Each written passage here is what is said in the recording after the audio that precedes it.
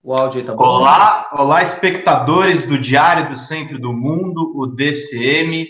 Nós estamos aqui com mais um programa essencial, especial hoje, nessa parte da noite. Meu nome é Pedro Zambarda, sou colaborador lá do Diário. A gente tem aqui uma entrevista com o presidente nacional do PSOL, Juliano Medeiros. Tudo bem, Juliano? Tudo bem? Tudo bom, pessoal? Um abraço. Tudo certo. Estamos aqui na transmissão. Vamos começar aqui falando. Juliana, a gente teve essa notícia nos últimos dias, e aí eu queria um depoimento pessoal teu e também saber um pouco o que o pessoal está pensando a respeito disso. Está tendo uma articulação de lideranças da Grécia, dos Estados Unidos, notadamente aí o Bernie Sanders, que fez um convite para o Fernando Haddad integrar uma frente que eles dizem é uma frente progressista internacional.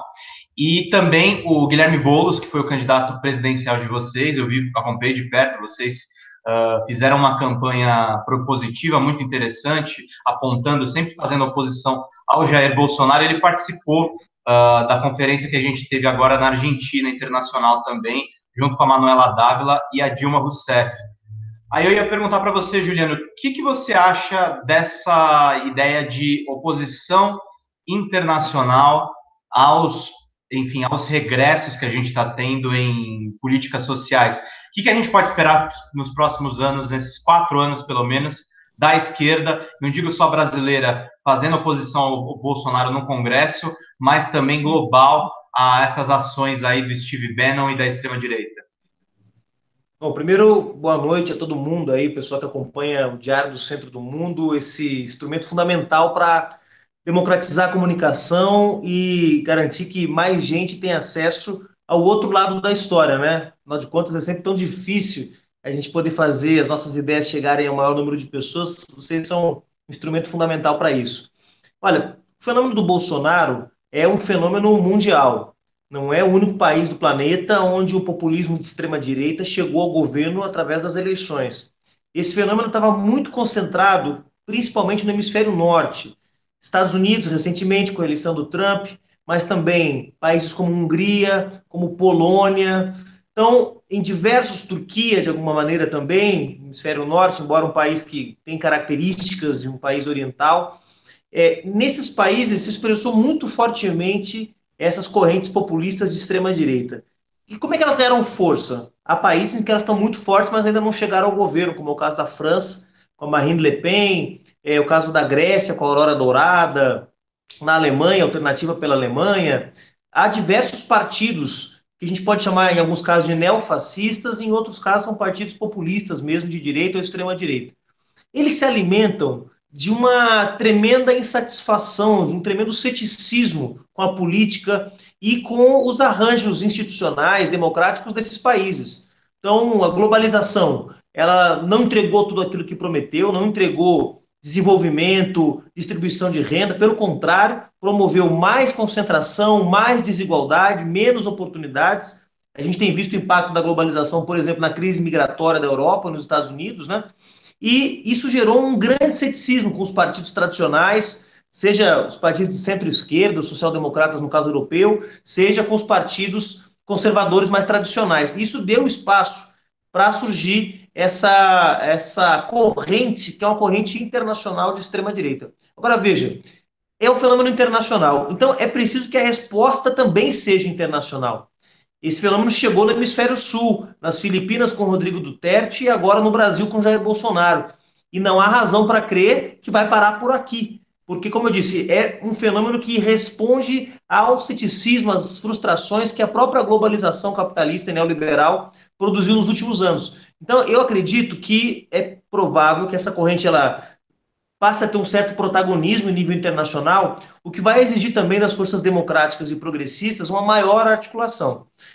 O PSOL e o Guilherme Boulos não fizeram parte dessa articulação, não fomos convidados, mas conhecemos o Yanis Varoufakis, ex-ministro da Economia da Grécia, que está por trás também dessa articulação.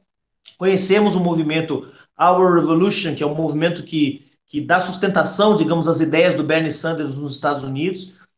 E eu acho que é muito positivo. Tem outras experiências também, na Espanha, na própria Grécia, na França, na Inglaterra, na América Latina, Peru, Chile, que são experiências que buscam responder a essa onda de extrema-direita, organizando também um novo campo de esquerda, porque também é preciso reconhecer que os velhos partidos social-democratas já não conseguem mais responder e não conseguem mais entregar aquilo que prometeram durante tantos anos, que era a capacidade de conviver com a economia de mercado e com a economia neoliberal, garantindo a manutenção do estado de bem-estar social na Europa. Como a social-democracia tampouco tem conseguido entregar aquilo que promete e tem, de alguma forma, sendo também se transformado num campo político de sustentação da economia neoliberal, e por isso tem perdido muito espaço. O caso do Partido Social Democrata grego, o PASOK, perdeu a eleição para o Syriza. No caso da Espanha, o PSOE perdeu espaço para o Podemos. No caso de Portugal, há uma concertação, mas também o Partido Socialista perdeu espaço. No caso da França, super emblemático, a diminuição do Partido Socialista e o crescimento da França insubmissa, do Jean-Luc Mélenchon. Então são processos que mostram que também, assim como surge uma nova direita, também surge uma nova esquerda. E é muito positivo se essa nova esquerda puder conversar para fazer uma articulação internacional a esse avanço conservador e reacionário. E eu queria até ressaltar, Juliana, você me corrija se eu estiver errado, nessas articulações a gente teve uma notícia, não está diretamente ligada à situação brasileira, mas a gente teve uma virada no Congresso norte-americano, que é essa ascensão dos socialistas democráticos. Eles têm bandeiras muito parecidas com o PSOL, né? Porque o PSOL prega o socialismo e a liberdade, a gente tem socialistas democráticos. É uma junção interessante aí, né? De uma teoria muito mais inclusiva da sociedade e da própria visão econômica, sem perder a mão da liberdade, das questões democráticas, não caindo aí num autoritarismo ou até num dogmatismo dentro da esquerda, né?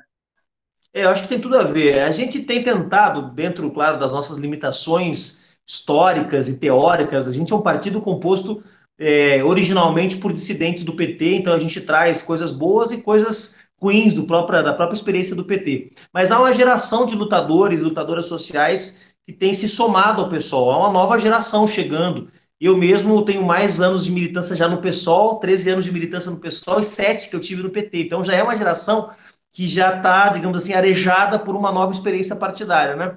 E você traz uma questão interessante. A agenda da esquerda do século XXI já não pode ser mais uma agenda só econômica, ou mesmo social. Ou seja, não pode ser só uma agenda restrita à garantia das liberdades democráticas, às melhores condições salariais e à defesa da soberania nacional. É claro que essa é uma plataforma indispensável, fundamental, especialmente num país como o Brasil, que nunca completou um projeto de desenvolvimento nacional inclusivo. Então, claro que lutar por salário, por soberania e por democracia continua sendo a base de qualquer projeto que se diga socialista de esquerda.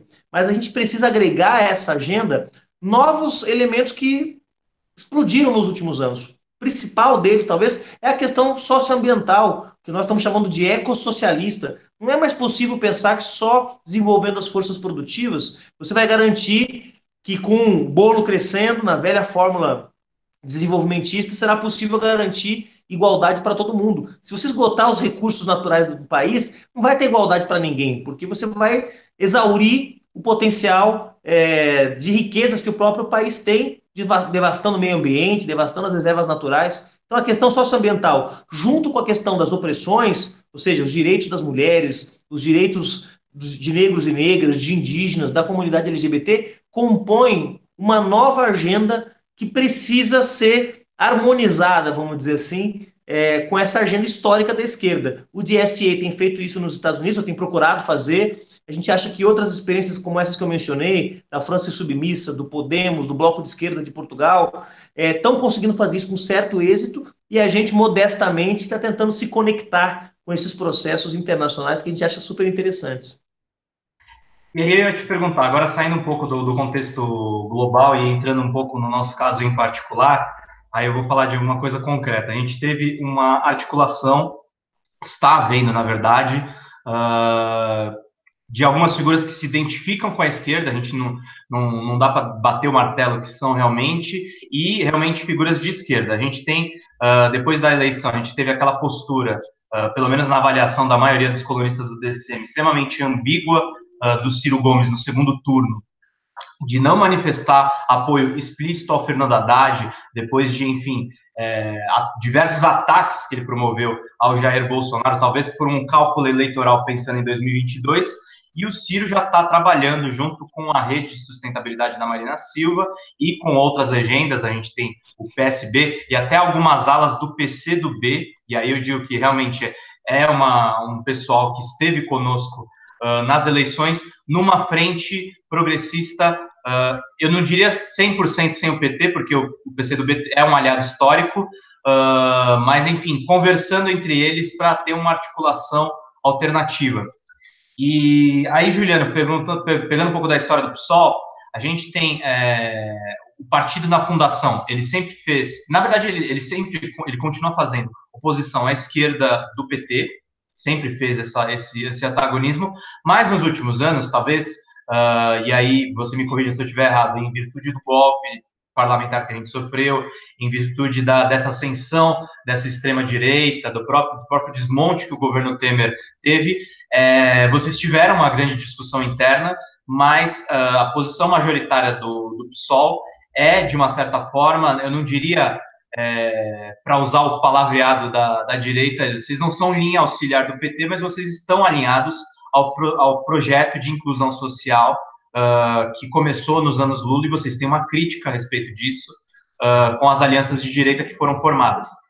Aí eu coloco para você, pensando em 2022 e sabendo que o Boulos não teve essa mesma postura do Ciro Gomes, ele pensou no aqui e no agora, logo depois que teve a eleição do Bolsonaro, o Boulos já foi para a Avenida Paulista protestar contra esse governo, não o chama de ilegítimo, mas chama ele sim de fascista, proto-fascista, está vindo aí com medidas muito pesadas.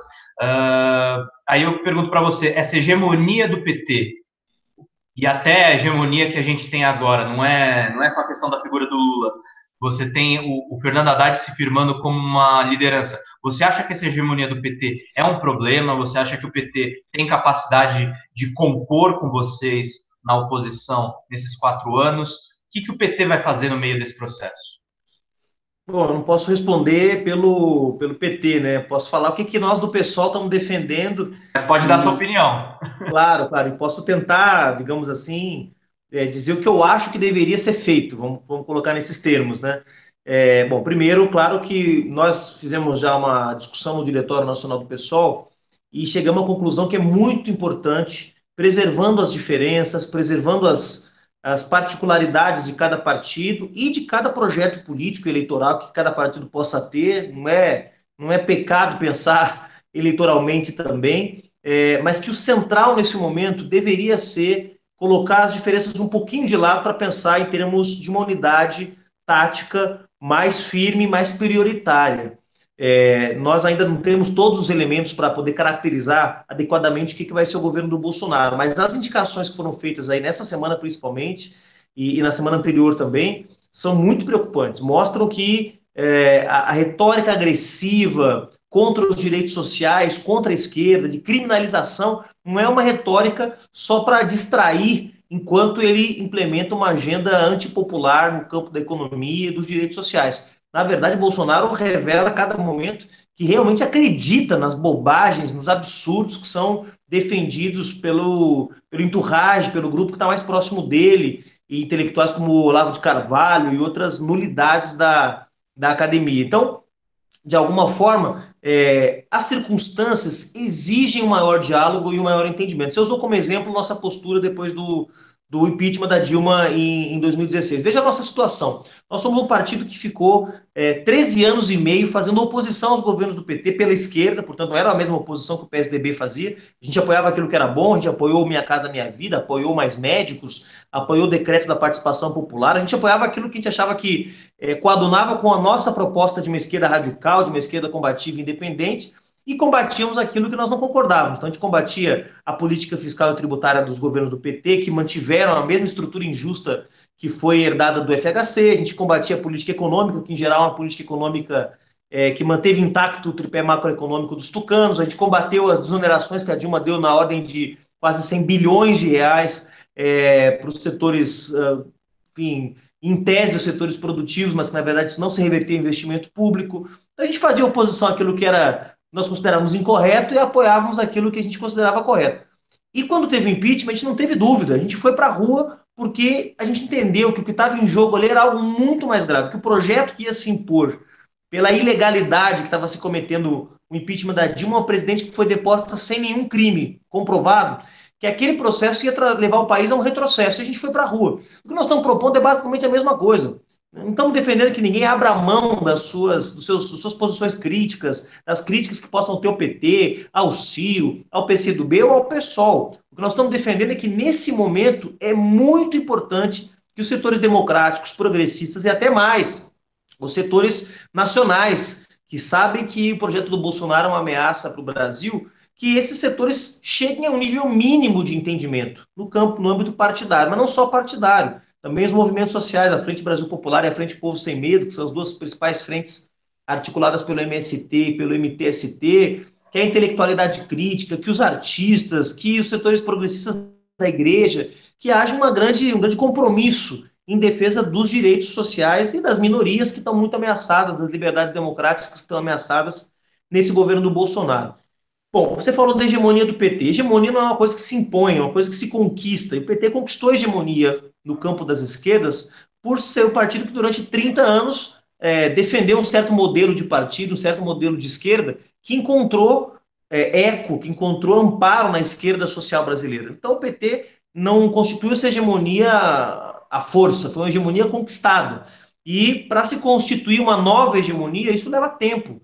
Nós trabalhamos e defendemos um novo polo na esquerda brasileira em torno das ideias que eu estava comentando aqui mais cedo. Até legal que você falou da questão da hegemonia, que a coisa não se constitui no vácuo e se constituiu também depois de inúmeros processos eleitorais, né? Vocês estão levando em consideração que o crescimento do PT como um ator de esquerda leva em conta isso, né?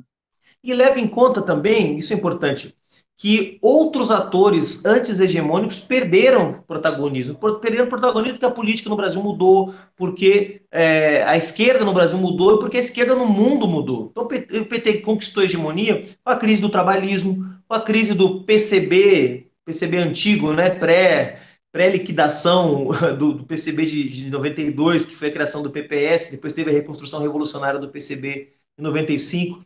Então, o PT conquistou a hegemonia, digamos, das esquerdas, das diferentes esquerdas, porque outras esquerdas entraram em colapso. Então, nem o Ciro Gomes, nem o PCdoB, nenhum partido pode dizer o seguinte, olha, agora a hegemonia é nossa, nós é que vamos hegemonizar. Você pode até ter maioria num contexto de deputados da Câmara, ou senadores, ou o que seja, mas a hegemonia é uma coisa que se conquista. Nós estamos trabalhando, no caso do PSOL, nós queremos construir uma nova hegemonia na esquerda. Não é exatamente só do PSOL, mas de um campo de atores sociais e políticos que concluíram que a experiência do PT foi importante, mas ela já não é mais capaz de construir as transformações estruturais que nós defendemos.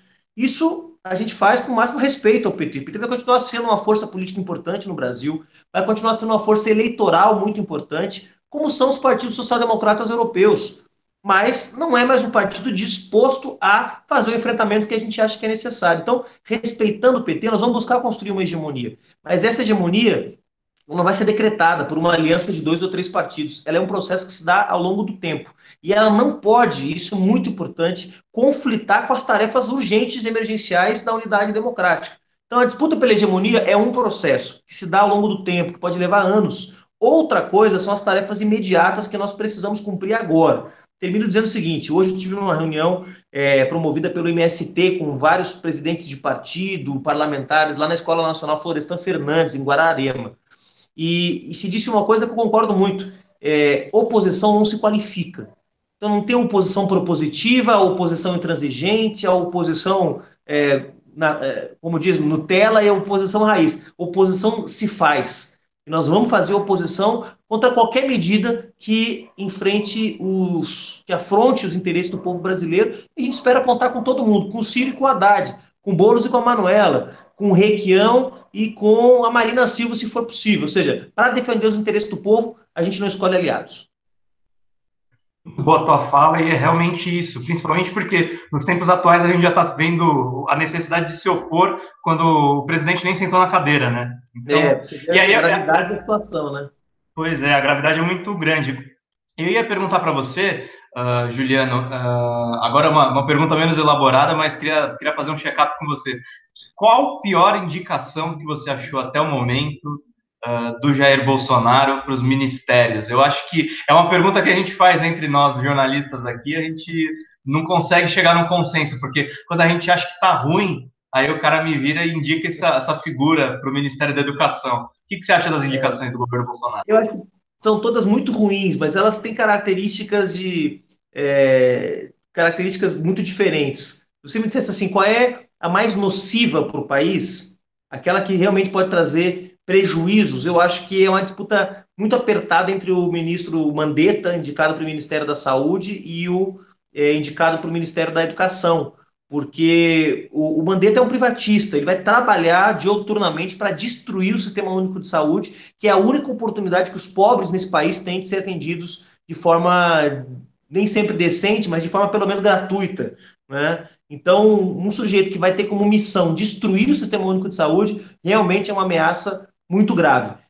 Não é tão grave em termos de ataque e destruição da educação. O atual ministro parece que não tem um projeto privatista tão bem formulado, tão bem elaborado, mas é um sujeito que expressa uma visão da educação totalmente absurda, né? O pouco que a gente sabe dele, conseguiu levantar de ontem para hoje, mostra que ele é ainda pior do que outras indicações que estavam sendo cogitadas. Agora, se você me perguntar qual é aquela que eu tenho mais vergonha, que eu acho que é mais humilhante, que é mais degradante para o povo brasileiro, eu acho que é a indicação do ministro de Relações Exteriores. O sujeito, parece um cara da Ordem dos Templários, dos Cavaleiros Templários, né? Um sujeito medieval, que vai fazer a diplomacia brasileira, que com todas as limitações e defeitos, é uma diplomacia respeitada no mundo inteiro há muito tempo, a níveis de chacota, de gozação no mundo inteiro. Então, assim, eu como militante de um partido, um cara que valoriza a política internacional, sou um militante internacionalista, no PSOL cumpri muitas missões internacionais, me sinto muito Você é o que o envergonhado. nosso futuro chanceler diria que você é um globalista? Ou um É, eu, marxista cultural? eu quero globalizar a igualdade e o socialismo. Eu sou diferente dos globalistas neoliberais. Há, inclusive, tantos globalistas diferentes que o nosso chanceler é incapaz de diferenciá-los, mostrando a sua completa limitação intelectual. O sujeito é muito limitado intelectualmente, né?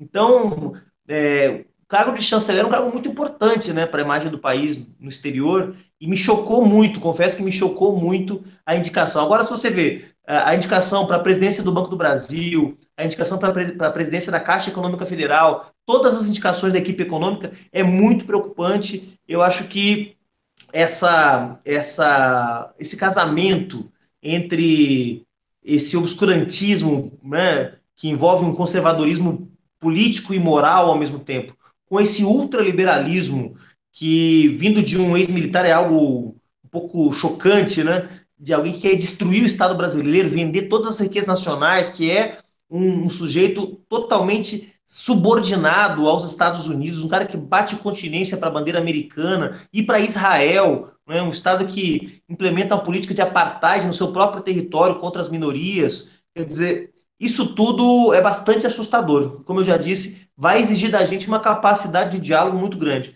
Não vai ser fácil, porque o Bolsonaro, como eu disse, ele também é produto desse processo de descrença com as instituições políticas, com os partidos, com os movimentos.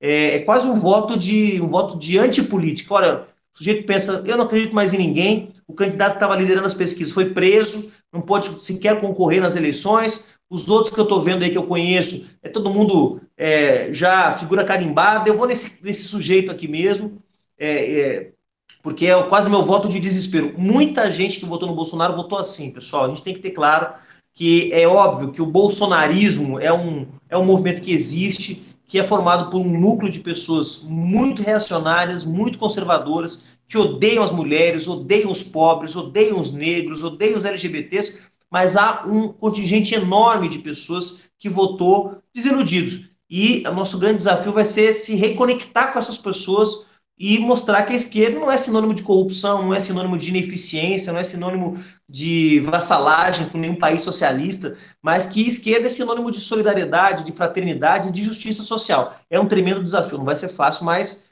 é o desafio que a gente tem para hoje.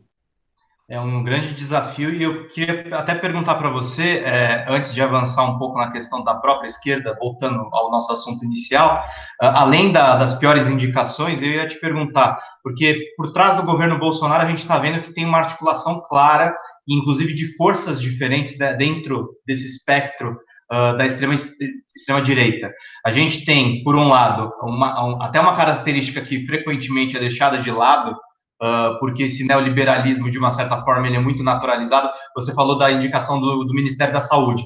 A gente tem como grande força, duas grandes forças, na verdade, o super-ministro Paulo Guedes e o super-ministro Sérgio Moro, que representam essa lógica neoliberal, um para privatizar e o outro para reprimir. É uma coisa que a gente viu muito claramente aqui em São Paulo com o Geraldo Alckmin, com o PSDB, parece que eles estão emulando o mesmo comportamento, mas em uma dose muito mais pesada. A gente tem, por outro lado, uma coisa que até os jornalões estão reforçando e que é uma realidade. A base do Bolsonaro está trocando o MDB pelo DEM, que acaba sendo um governo bastante PFL, tem uma imagem muito parecida com o Fernando Henrique nos anos 90, e a gente tem a última camada desse governo, que é, de fato, a mais assustadora. Eu acho que isso deve preocupar muito, especificamente o PSOL, que, por incrível que pareça, está criticando a escola sem partido agora, mas vai propor uma coisa muito pior, que é a influência do Olavo de Carvalho. O que você acha dessas forças e qual delas é a pior, na sua opinião? Agora não é pergunta de mico, qual o risco, para onde devemos correr mais? Eu acho que é muito preocupante. Veja só, houve uma certa subestimação do Bolsonaro, tá? E eu acho que, não tanto do Bolsonaro, da sua capacidade, porque é muito limitada mesmo. Então não era possível levar a sério um sujeito que não era levado a sério nem pelos seus colegas na Câmara dos Deputados. Eu trabalhei na bancada do PSOL, fui coordenador da liderança do PSOL na Câmara dos Deputados, assessorando a nossa bancada e via como era o tratamento dos colegas de parlamento com o Bolsonaro. Não era um sujeito levado a sério. Então, não há que se exigir que todo mundo levasse ele a sério quando ninguém levava. A questão é que acho que se subestimou um pouco a capacidade das elites brasileiras, da burguesia brasileira, suas diferentes expressões e frações, de engolirem o Bolsonaro. Se pensou que, lá pelas tantas, que o Geraldo Alckmin, sendo o autêntico representante das elites brasileiras, mais cedo ou mais tarde acabaria ultrapassando o Bolsonaro, chegaria ao segundo turno. Se pensou que o Bolsonaro era tão absurdo, tão estranho, digamos, ao ambiente das elites brasileiras, que as elites acabariam, inclusive parte delas, defendendo o Haddad no segundo turno. Não aconteceu nada disso. A burguesia brasileira ela já deu reiteradas mostras de que não tem nenhum compromisso com os valores minimamente iluministas, sequer, e está parte dela incorporando mesmo o Bolsonaro. Ou seja, a ideia do mal menor. Bom, já que ele já ganhou a eleição, o vice é uma figura ainda mais obscura, chamar um novo processo eleitoral é muito traumático, então vamos tentar nos acertar com esse cara. Eu acho que vai ter uma tentativa das frações, das diferentes frações da burguesia, da elite nacional, de se acertarem com o Bolsonaro. Isso é muito preocupante, porque isso gera uma base de apoio ao governo dele entre as elites capaz de blindá-lo. Então, boa parte dos absurdos que ele está fazendo ainda está sofrendo a oposição de alguns formadores de opinião. Eu hoje vim ouvindo, indo para essa atividade do MST, uma rádio, estava lá a Miriam Leitão, que não pode ser acusada de ser bolivariana, nem simpática à esquerda, apesar de ter um passado vinculado à luta contra a ditadura. E a Miriam Leitão vinha fazendo uma crítica muito dura às indicações do Bolsonaro essa semana. Então, é claro que não é um processo assim automático, mas gradualmente uma parte das elites vão se somando ao governo do Bolsonaro. Isso explica como, por exemplo, o DEM e outros partidos de direita mais tradicionais vão gradualmente se incorporando ao governo. Isso é preocupante, porque, como eu disse, isso cria uma blindagem para o Bolsonaro, tanto no parlamento, onde ele, em tese, partiria de uma base parlamentar muito pequena, muito reduzida para começar o seu governo, mas também nos grandes jornais, nos formadores de opinião, parte do empresariado. Isso é preocupante, isso é realmente uma coisa que a gente tem que ficar atento. Não que eu esperasse que o PSDB, ou o PMDB, ou o próprio DEM tivessem qualquer tipo de compromisso, etc. e tal. Mas ele começa um pouco mais forte o seu governo do que alguns acreditavam. Isso realmente vai exigir da gente uma capacidade de perceber isso com mais... Agora, claro, se você me perguntar o que é o mais desses diferentes setores, né, que apoiam o Bolsonaro, então, as velhas elites... O que dá mais medo pro PSOL nesse Eu momento? acho que não, eu acho que a gente está como Marighella, nós não estamos muito com medo para ter, com tempo de ter medo, sabe? Como diria o velho guerrilheiro Marighella. Mas o que eu posso dizer é que preocupa muito o silêncio é, de qualquer setor progressista das Forças Armadas. Então, aquele mito que existia de que você teria um setor nacionalista e progressista nas Forças Armadas com algum peso, com alguma relevância, isso efetivamente não está se mostrando verdadeiro. Você não tem nenhum mínimo setor que diga, olha, esse sujeito não fala em nome dos princípios das Forças Armadas brasileiras. Então, me preocupa o silêncio, porque diante de um sujeito disposto a restringir as liberdades democráticas, você teria que ter, ou na Suprema Corte, ou nas Forças Armadas, são as instituições, digamos assim, capazes de preservar a legalidade democrática, você teria que ter, no Judiciário, ou nas Forças Armadas, atores dispostos a colocar limites. Né? A gente já até viu algumas críticas veladas no STF, mas tudo muito, muito quieto. Então me preocupa o silêncio das Forças Armadas e me preocupa também o silêncio dos setores, digamos assim, mais representativos do judiciário. Teria que ter aí o ministro do STF dizendo, olha, você não pode fazer isso, meu amigo. Você não pode estimular o ódio como você está estimulando, é inaceitável. Escola sem partido é um absurdo. Quer dizer, claro, o STF vai julgar ainda escola sem partido, para ter um exemplo. Mas me preocupa esse silêncio. Agora, dos seguidores dele, dos setores mais próximos, né? Isso aí da gente não. É gente que nos odeia há muito tempo, não tem nenhuma novidade, tá? Agora é preocupante que, diante das ameaças de um processo de fechamento do regime democrático brasileiro, que as Forças Armadas e o Judiciário estejam tão calados. Me preocupa.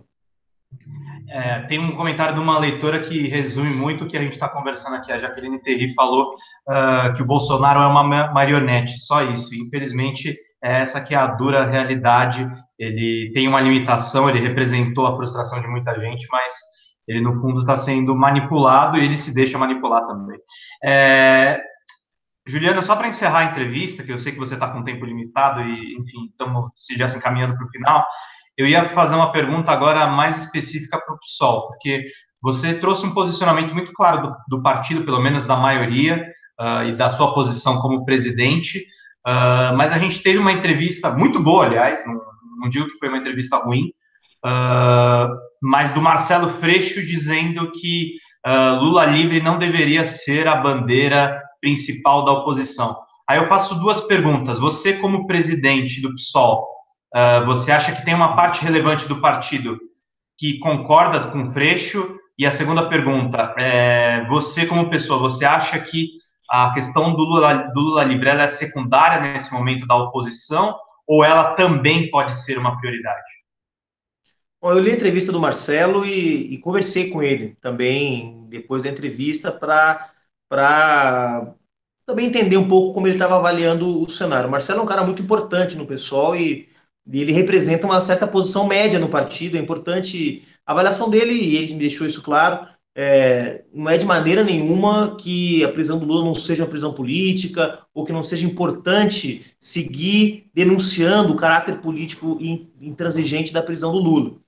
O que ele disse é que, na avaliação dele, me parece que isso faz sentido, é que a consigna Lula livre, ela não é capaz de unificar todos os setores que nós vamos precisar unificar para lutar contra o Bolsonaro. Então, quer dizer, nós defendemos Lula livre, o PT defende, o PCdoB defende, o PSB, eu já tenho dúvidas, o PDT eu já não sei, a Rede eu sei que não defende. Então, se você colocar o tema do Lula livre como a condição, o tema como condicionante para construir a unidade, não vai ter unidade. Vai ser uma unidade muito restrita àqueles setores que caracterizam a prisão do Lula como uma prisão política. Né?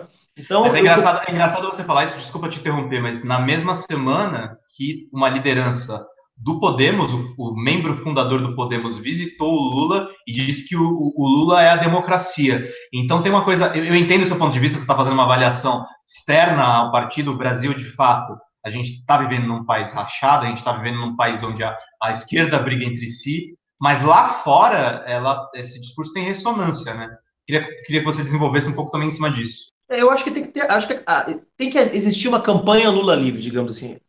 a defesa da liberdade do Lula é uma campanha política, é uma agenda política que independe do tema da unidade democrática, entende? Então, veja, se o PT nos convidar para um ato em defesa da liberdade do Lula, nós iremos com prazer, porque achamos que a prisão do Lula é uma prisão política.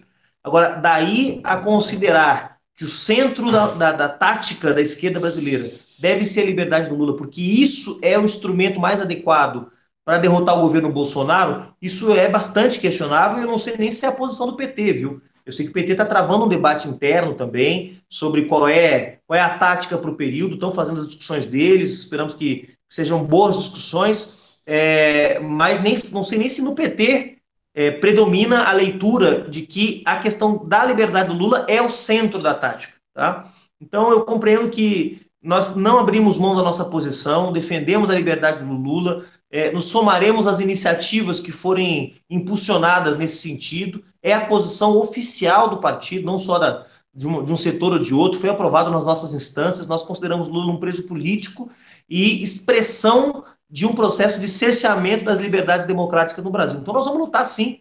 Claro que internacionalmente isso tem ainda mais projeção, na medida em que aliados importantes também não estão a par das minúcias da luta política brasileira, percebem a prisão do Lula como que ela é, que é um escárnio, que é um escândalo mesmo, né? Agora, é preciso também ter flexibilidade, vamos dizer assim, para não fazer dessa defesa, dessa agenda, que é uma agenda justa, um instrumento para obstruir a unidade dos setores democráticos. Lula livre é importante, mas eu diria que nesse momento nós temos que achar aquele que é a consigna que mais unifica. Me parece que o que mais unifica, essa minha posição e a posição do pessoal também, é a defesa dos direitos e da democracia contra o governo Bolsonaro.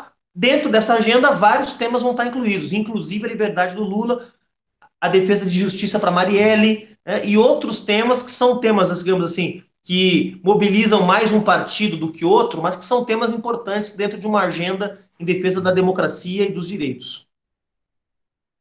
Muito bom, Juliano. Obrigado pelo seu tempo. Quero agradecer também aos nossos queridos leitores aqui que nos acompanharam nessa live. Eu peço para vocês, por favor, curtam o vídeo, assinem o canal, acompanhem a gente aqui em todas as entrevistas e comentários de notícias e análises que estamos fazendo por aqui.